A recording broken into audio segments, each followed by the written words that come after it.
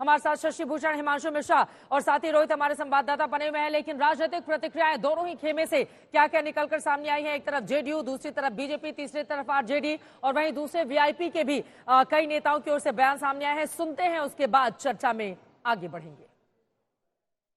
कल कहा गया कि असमंजस की स्थिति को दूर करिए, आज कहा जा रहा है कि आसानी से नहीं होने देंगे। क्या नहीं होने देंगे? और हमारी पार्टी जनता दल यूनाइटेड है, यूनाइटेड इसका नाम है, इसलिए यहाँ न लागी राहुल माया, यहाँ कोई माया नहीं लगने वाला है। इसलिए जो लोग ऐसा दावा कर रहे हैं वो भ्रम की स्थिति में जी रहे हैं। क्या रिपीट होगा?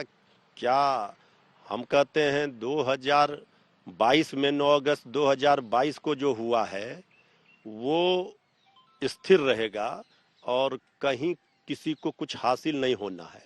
वैसे राजनीति में कुछ नहीं कहा जा सकता, संभावनाओं का खेल है, ये सब लोग जानते हैं। तो सारे संभावनाओं को टटोलना सब राजनीतिक दल जानते हैं और सब राजनीतिक दल संभावनाओं को टटोल कर जो भी आगे की परिस्थितियां बनती है उसके अनुसार आगे का निर्णय नेतृत्व तय करता है। भारतीय जनता पार्टी तो निश्चित रूप से राजनीतिक गतिविधि जो हो रहा है उस पर तो हम नजर रखे हैं। अभी तो जो जवाब देना है लालू जी को देना है, आरजेडी को, तेजस्वी जी को या नीतीश कुमार को। जो परिस्थितियां आएगी उसके बाद में कह सकूंगा। अभी तक तो महागठबंधन की सरकार है। मैं ये चाहता हूं कि नीतीश कुमार जी भी इस गठबंधन में रहें। वो बड़े नेता हैं। तो इसके लिए क्या एफर्ट्स किए जाएंगे? उनकी नाराजगी क्यों है उस पर बात की जा सकती है और उनकी बातों को सुना जा सकता है। और मैं समझता हूं जब बात की जाएगी, सुना जाएगा तो उसका रास्ता भी निकलेगा। और इन सबके बीच एक बड़ी खबर आपको दे दें, कांग्रेस खेमे से ये बड़ी खबर निकलकर सामने आ रही है। बिहार में कांग्रेस विधायक दल की पूर्णिया में होने वाली बैठक फिलहाल टल गई है। अब कल होगी कांग्रेस विधायक दल की बैठक। बिहार में कांग्रेस विधायक दल की बैठक शुरू होने वाली थी। आपको बताते चले, कांग्रेस पार्टी की ओर से लगातार अपने विधायकों को इंटैक्ट करने की कोशिश की जा रही है। रोहित हमारे संवाददाता जुड़े हुए हैं। रोहित, कांग्रेस विधायक दल की बैठक टलने के पीछे की बड़ी वजह क्या है, निकल कर आई है? देखिए, जो जानकारी आ रही है, देखिए कि कांग्रेस जो है इस वक्त सबसे वल्नरेबल पार्टी है। कांग्रेस के पास केवल 19 विधायक हैं और ऐसे में 2/3 का आंकड़ा अगर तोड़ना हो तो 13 विधायक कोई बहुत ज़्यादा मुश्किल बात नहीं है कि अगर वो अपनी पार्टी को छोड़कर किसी बीजेपी के साथ या फिर जेडीयू के साथ आ जाएं। तो ऐसे में कांग्रेस पर भी बहुत बड़ी नज़र है। और हम कल से भी सुन रहे हैं कि कांग्रेस पर जो है वो जेडीयू भी नज़र लगा कर रखी हुई है कि उनके कुछ विधायक जो हैं वो संभवतः टूटकर जेडीयू में आ सकते हैं और साथ दे सकते हैं। ऐसे में जानकारी आ रही है कि विधायक दल की बैठक होने वाली थी, हालांकि अभी उसमें सिर्फ 7-8 विधायक ही पहुंचे हैं। तो अभी ये जानकारी पूरी तरीके से नहीं आ रही है कि आखिर किन कारणों से बाकी विधायक जो है अभी नहीं पहुंचे हैं। लेकिन कांग्रेस जो है इस वक्त मैं आपको बताऊं कि सबसे वल्नरेबल पोजीशन में है, क्योंकि कांग्रेस के 19 विधायक में से 13 विधायक को अगर अलग हो जाते हैं तो ये कोई बहुत चौंकने वाली बात नहीं होगी।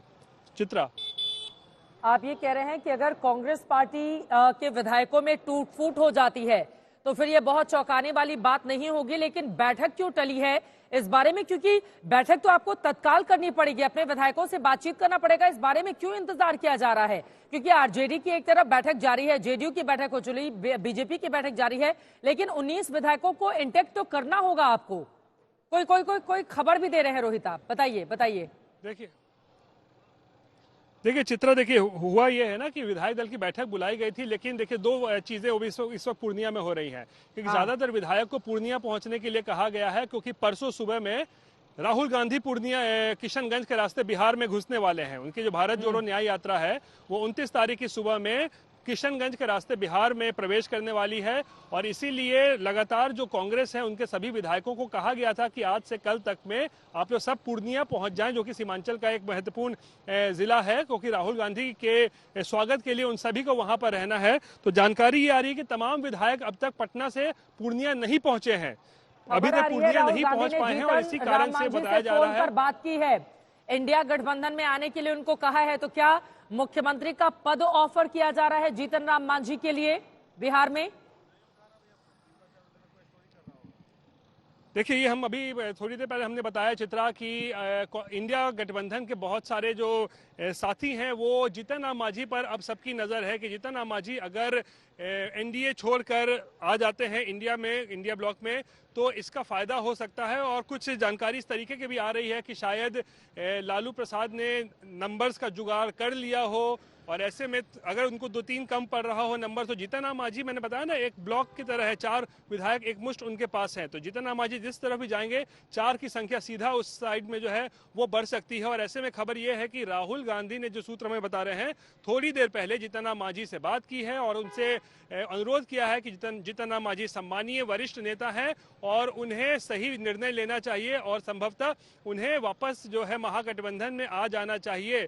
और हम कल से ही बता रहे हैं कि जो खबर आ रही थी कि लालू ने भी अपनी तरफ से डिप्टी सीएम का पोस्ट जो है वो जीतन राम मांझी के बेटे संतोष मांझी के लिए ऑफर किया और 2-3 लोकसभा सीटें भी देने की बात कही थी। हालांकि मांझी कह रहे थे कि मुझे तो सीएम का भी ऑफर आ रहा है। कल शाम में जब मैं उनसे इंटरव्यू कर रहा था तो वो कह रहे थे मुझे तो सीएम तक का भी ऑफर आ रहा है, लेकिन वो कहते हैं कि हंसी मजाक में मैं ये सब बातें कहता हूं, लेकिन बातें हंसी मजाक में नहीं हो रही हैं, बातें इस बात को समझना होगा। देखिए, चार विधायकों वाली पार्टी मौजूदा वक्त में, एक होता है ना कि घाव करे गंभीर, देखन में छोटन लगे घाव करे गंभीर, तो वो घाव गंभीर कर सकते हैं इधर भी उधर भी। हिमांशु भी हमारे साथ जुड़े हुए, जरा हिमांशु को दिखाइए। हिमांशु, अब आपके पास आते हुए, जीतन राम मांझी बड़े खिलाड़ी साबित हो सकते हैं बिहार की पॉलिटिक्स में मौजूदा वक्त में, लेकिन बड़ा सवाल ये बना हुआ है, देखिए आरजेडी कांग्रेस लेफ्ट को मिलाकर होते हैं 115, जीतन राम मांझी के पास है 4, मिला ले तो हो जाते हैं 119, लेकिन फिर भी सरकार बनाने के लिए 3 और चाहिए। एक मान लीजिए एमआईएम को भी मैं जोड़ लेती हूँ, होगा 120, 2 और कहां से लेकर आएंगे लालू प्रसाद यादव? तो इतना आसान है क्या जितना वास्तव में इस समय दिखाई दे रहा है? हिमांशु, देखिए, कहीं ना कहीं अगर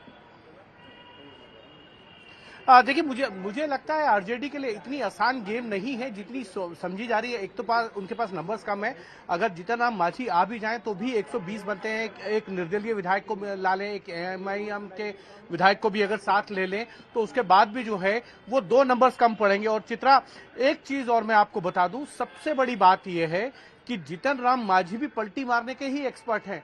कभी वो एनडीए में साथ आते हैं, कभी वो महागठबंधन में चले जाते हैं। वो जब नीतीश कुमार एनडीए छोड़कर गए तो नीतीश कुमार के साथ गए और कुछ दिन बाद वो फिर से एनडीए में वापस आ गए।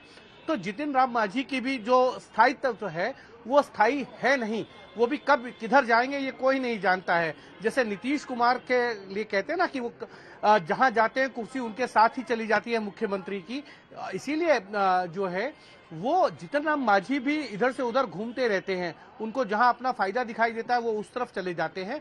लेकिन इतना तय है कि अगर कांग्रेस की तरफ से कोशिश की जा रही है तो कहीं ना कहीं आरजेडी इस चीज में है कि जेडीयू को तोड़ दे। लेकिन सबसे बड़ी बात यह है चित्रा, कल हमने सबसे पहले खबर दिखाई थी, आज तक ने सबसे पहले खबर पर मोहर लगाई थी कि कांग्रेस के 10 से ज्यादा विधायक जो हैं बीजेपी के संपर्क में हैं और बीजेपी उनके समर्थन के लिए एक नया गुट बना सकती है। जैसे शिवसेना को तोड़कर उद्धव शिंदे ग्रुप बनाया और एनसीपी को तोड़कर जो है पवार गुट बनाया, वैसा बिहार में भी एक खेल जो है भारतीय जनता पार्टी कर सकती है।